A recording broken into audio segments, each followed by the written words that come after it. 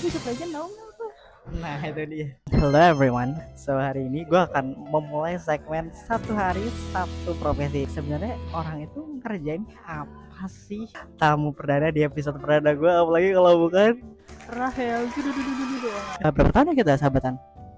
ini 20 tahunan ada nggak?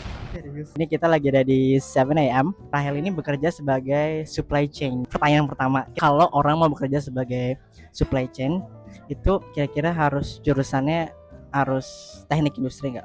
Kayaknya nggak juga sih. Kalau sebenarnya dia mau dari engineering, sebenarnya juga masih nyambung ya. Tapi supply chain tahu nggak apa? Nah itu dia.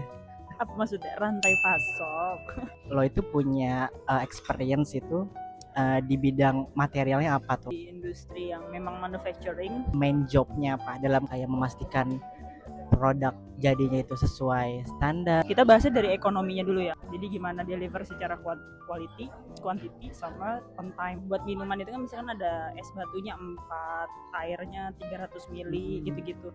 Nah itu kan buat bikin satu gelas. Nah ini tuh gimana cara ngitungnya, misalkan satu cafe itu misalkan deliver 1000 gitu. Nah berarti bahan baku yang harus dibeli berapa sih? Macanya mungkin gue harus pesan 45 hari sebelum. Tapi kalau es batu bisa sehari sebelum. Nah itu semua tuh kayak ada perencanaannya gitu. Apa sih kayak main skill yang harus dimilikin? Analytical thinking sama sistematisnya kan, buat improve efisiensi sama efektivitas. Kalau data crunching bisa lalu bikin report kayak gitu, apakah itu dibutuhin juga atau enggak? Semisal kalau yang tadi forecasting, misalkan kayak lo mau membesarkan kafe lo gitu, pasti kan lo butuh dana. Terus kalau lo butuh dana kan pasti kayak emang lo 5 tahun ke depan kafenya bakal kayak gimana? Harus ada projectionnya guys. Kira-kira biasanya KPI-nya atau targetnya tuh apa sih? Kalau salah satunya mungkin yang tadi kan kayak lo selalu on time gitu. Kalau ya kan deliverability-nya kayak selalu on time, atau nggak pernah ada yang misalkan lolos QC semua gitu. Jadi kayak barang yang diproduksi itu bagus semua, atau nggak pernah ada yang delay dalam produksi gitu kan. Akhirnya sebelum kita menutup segmen episode pertama kita ini, satu hari satu profesi, punya karir sebagai supply chain itu menjanjikan gak sih? Kalau kita bekerja kan kita cari 3 hal katanya: networking, money, knowledge. Menjanjikan banget ya secara knowledge, terus kelihatan.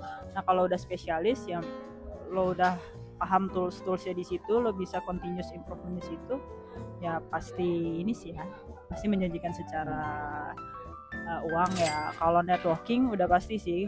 Role lo itu juga dependent banget buat orang-orang lain gitu kan, bisa jadi validator, bisa jadi kayak middleman juga, jadi kayak sebenarnya multifungsi. Kayak lo ada pesan-pesan nggak buat mungkin anak-anak yang teknik industri atau bukan teknik industri yang kayak mau kerja sebagai supply chain?